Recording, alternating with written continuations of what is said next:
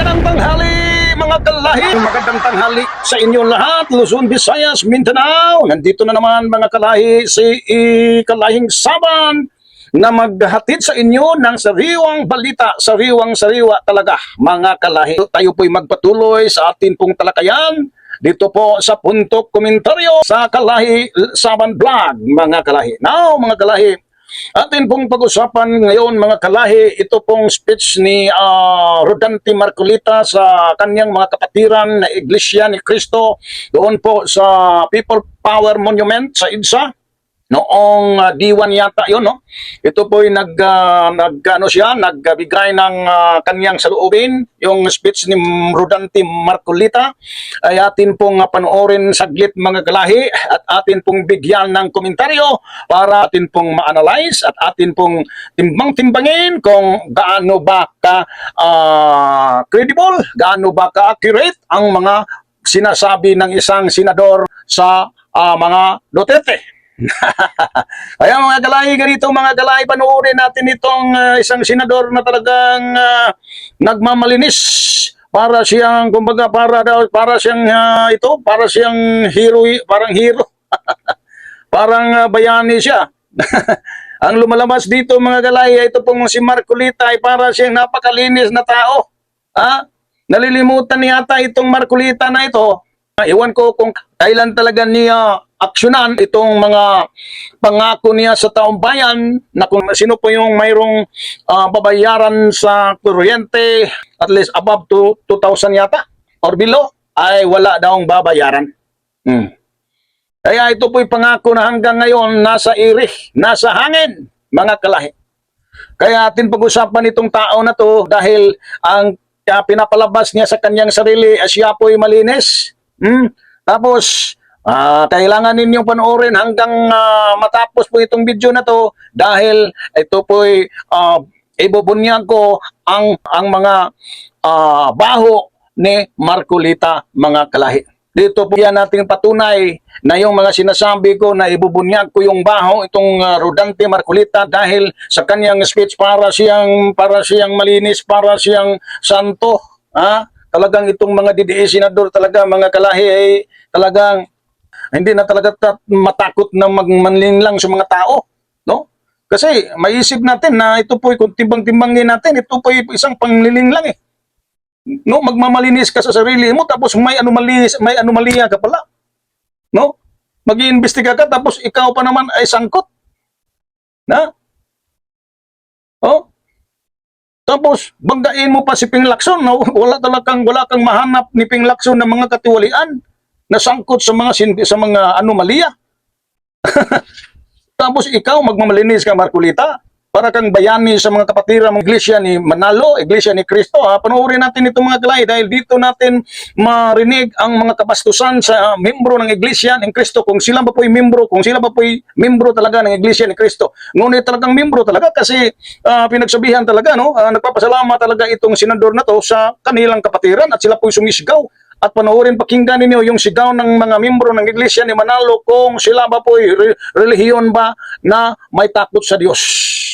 No? Marinig mo yung mga boses ng mga taong itong nagrarally parang mga demonyo.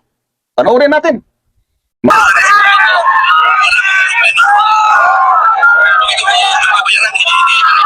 Katarungan sa pagalingan ng interes ng mamayang Pilipino.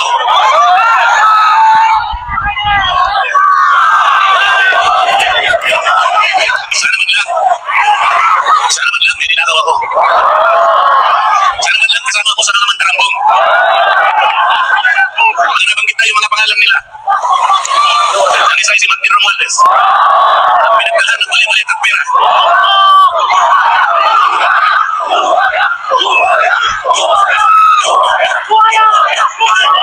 Ako po ang ibinibintang nila sa akin.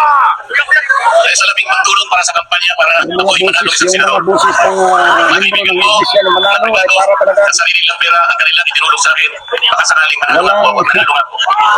Takot sa Diyos. Hindi ko na po ipaliliwanag ang teknik technicality kung paano nila inimbento ang isang gawang-gawang asunto laban sa akin.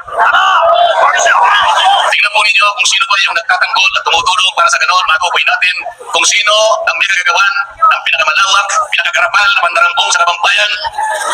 Eh siya pa ang inaasunto at siya pa ang pinagbabalakang arestuhin.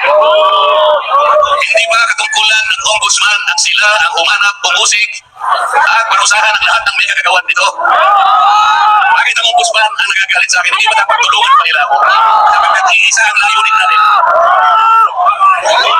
Ginawa po nila. Okay, no? Yo, mga kalay, no?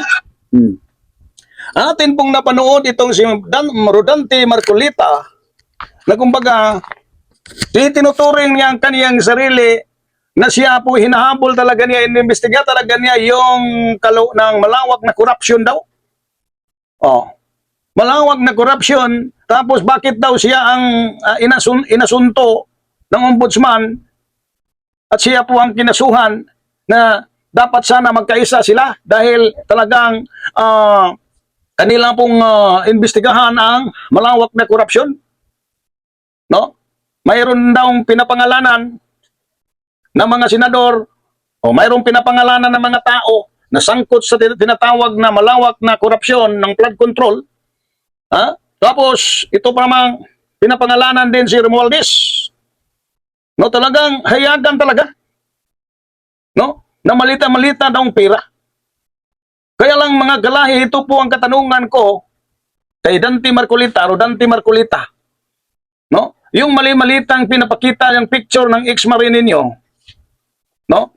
Ang katanungan ko po, saan po ang patunay niyo na talagang si Martin Romualdez talaga ay tinanggap niya yung lahat ng mga akusasyon ng mga malita-malitang pera? Saan ba yung ebidensya ninyo na talaga tinanggap kahit video, foto na nandyan ang mukha ni Romualdez? Puto lang yun sa malita-malita. At alam naman natin itong mga malita boys, na itong mga malita boys talaga, paiba-iba ang pahayag statements na marami nang idinamay kung ito po'y kalaban ng mga Duterte senators. Kung ito po'y anti-Duterte. Katulad na lamang nila ni Chis Escudero at saka Joel Villanueva, nagkaroon na rin malita. Tapos noong hindi pa kaanib si Loren Legarda sa nila ni Cayetano, hindi pa siya kaanib, nasa majority pa siya, kaanib pa nila ni Soto. Pagkatapos nang siya po'y bumaliktad, nag-tridor sa grupo nila ni Soto, no? Lumipat sa kabila, doon ni Cayetano, mga Duterte senators, tapos nawala na sa listahan si Loren Legarda. Kaya yun ba'y credible? Tapos wala talagang patunay na talagang inihati, tinanggap niyong mga inakusahan nilang politiko. Yun ba? Matibay ba yun?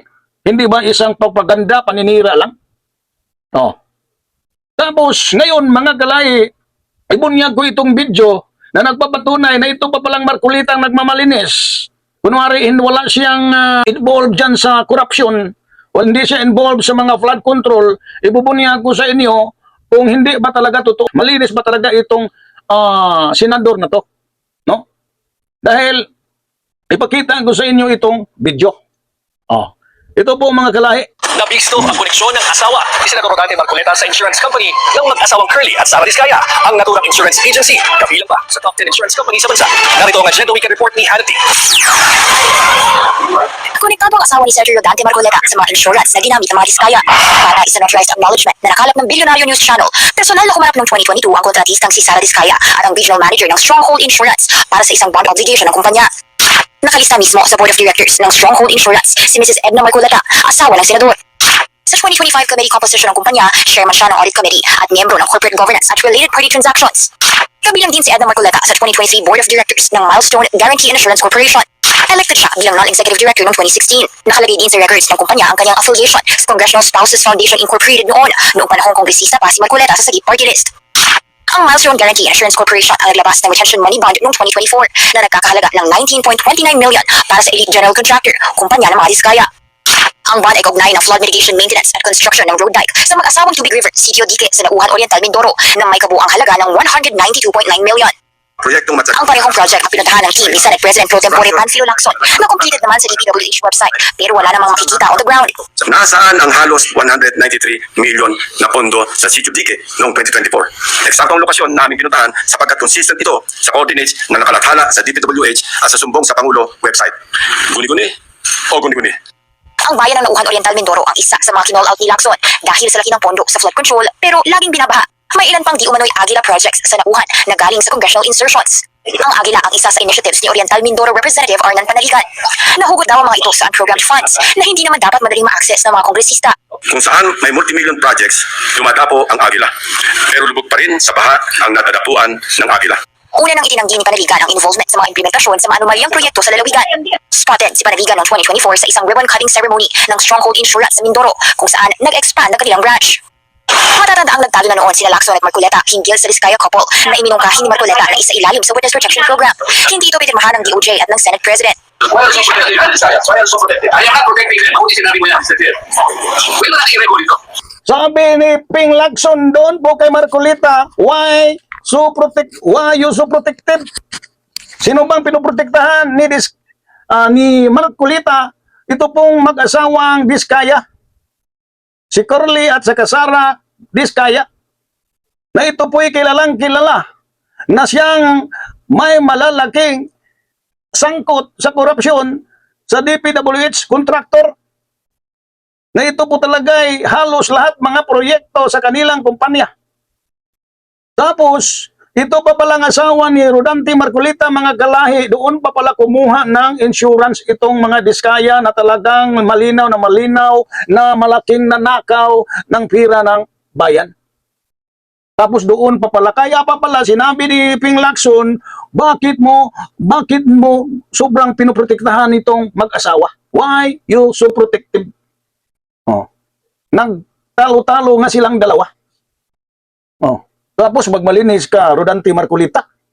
Ha? Kapabul ka bang mag-imbestiga? Tapos yung asawa mo pala ay yung insurance company ng asawa mo ay sangkot pa pala dito ni Diskaya. Doon kumuha ng insurance. Kaya pa pala kinakaunsil mo talaga itong mag-asawa. Kaya nagtalo-talo kayo palagi ni Ping Lacson dahil sa mag-asawang ito na pinoprotektahan mo talaga. Malinaw na protective talaga si Diskaya sa iyo.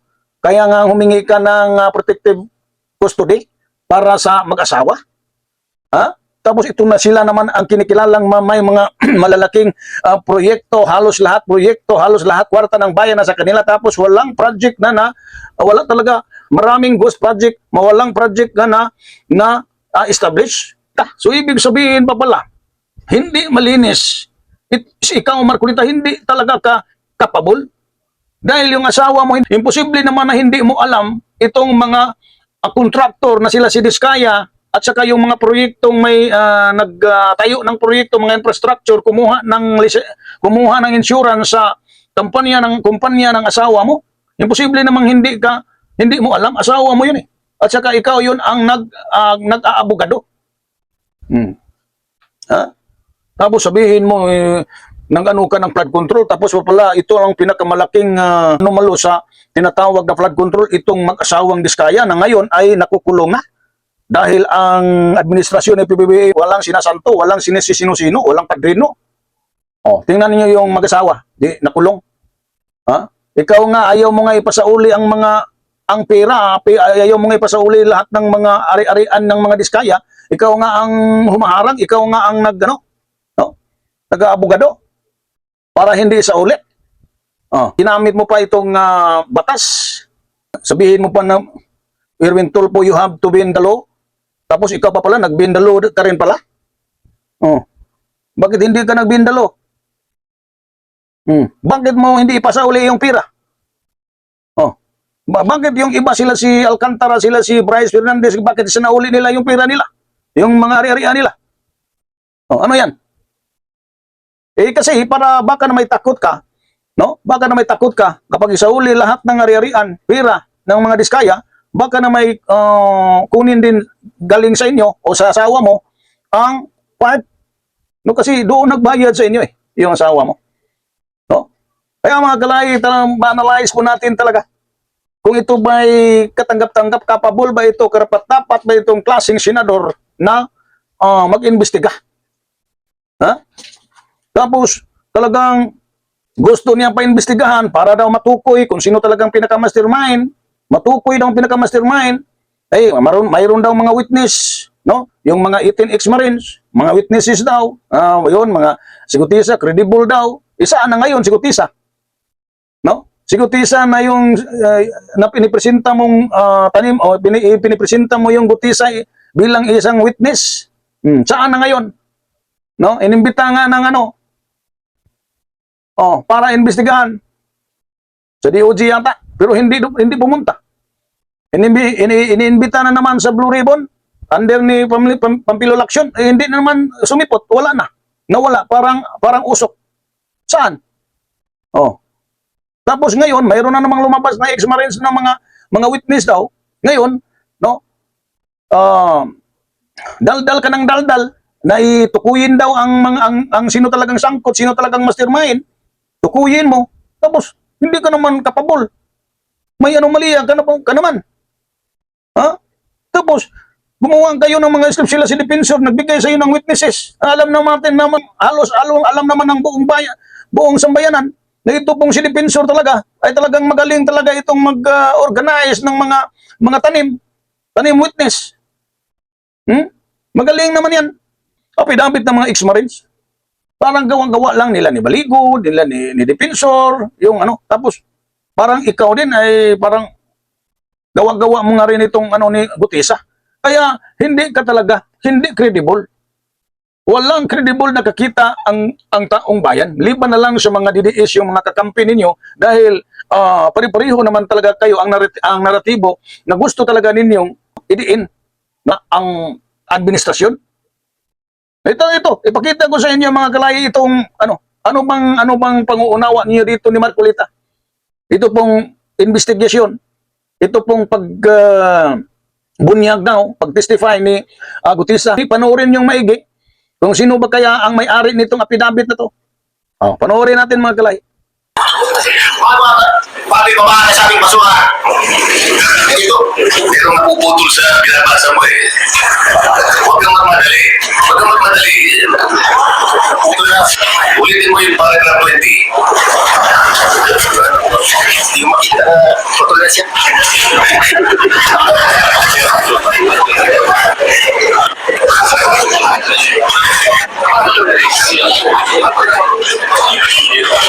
Naman dalawa nito.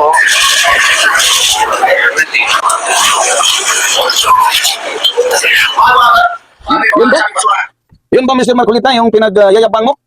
Na ibubunyag, nag-imbestiga ka sa korupsyon? Yun ba ang pinagyayabang mo? Anong tingin ninyo sa taong bayan? Ha? Walang sentido komon? Ano sa palagay ninyo namin ng mga nanonood? No? Hindi namin maunawaan yung mga propaganda niyo, yung script ninyong gawa-gawa. At tingnan ninyo, hindi ba nakakahiya yun? Nahuli talaga agad. Unang atin pa lang, unang punta pa lang ni Gutisa, unang pahayag pa lang ni Gutisa, unang araw, no? Nahuli, umalpak yung tanim witness. Kaya parang bula si Gutisa na wala hanggang ngayon. Hindi na sumipot dahil palpak na palpak talaga ang mga testimonyo. Malinaw na malinaw, gawa-gawa. Mas si Marcolita pa, mas kabisado pa ni Marcolita ang affidavit ni Gutisa. Kung kang Gutisa yung affidavit na yan, bakit nagkabulol-bulol? At bakit ikaw pa ang may kabisado? Hindi ba dapat ikaw ang nagano dyan? No? Kung hindi pa yung gawa-gawa, I think, kung ikaw, hindi, alam mo yata kung sinong gumagawa dyan. Kung hindi ikaw, sino? Kung hindi mo yun alam, kung ikaw po ay tumanggap lang bilang state witness itong si Gutisa, dapat hindi mo sana alam, bakit ikaw pa ang mas may alam kay ni Gutisa? Hindi ba statement pahayag, affidavit yun ni Gutisa? Kaya mga galahi, maunawaan mo, credible ba itong si Marcolita na mag-imbestiga o hindi? Hindi ito credible. Ay parang talagang tinututuhanan na nila dahil talagang hindi na mapigilan itong pangyayari kaso ni Sara Duterte. At saka nagkabulyaso itong mga Sara de senators o mga Duterte senators. No? Kaya hindi talaga credible. Kaya lang itong mga membro ng mga iglesia ni Manalo, ng mga kapatiran ni itong Marcolita, ang mga kapatiran niya talagang kahit pa hayagan at kahit maliwanag pa sa tanghali, ang mga ginagawa ni Marcolita, nandiyan naman ito sa social media itong mga kapalpakan, kahit pa yan dahil kapatid, no? Talagang ipinagtatanggol talaga ng iglesia Manalo. Dito lang tayo mga kalahi at sana mabuksan niyo ang puso't isipan ninyo at maunawaan talaga ninyo ang mga pangyayari ngayon, lalo na ang mga taong nakukulangan talaga sa informasyon patungkol nitong mga, lalo na itong si Marcolita, itong mga Duterte senators, no? Talagang patuloy lang kayong manood, di kalahing saban sa atin pong patuloy na punto komentaryo. At lagi kong sasabihin sa inyo, huwag kayong magrebelde sa gobyerno. Sumunod tayo sa gobyerno dahil ang sumunod sa gobyerno ay sumunod ng Diyos. Pag magrebelde, paglabanan mong gobyerno, lumalaban ka sa Diyos. Dahil walang gobyerno na hindi tatag ng Diyos. God bless.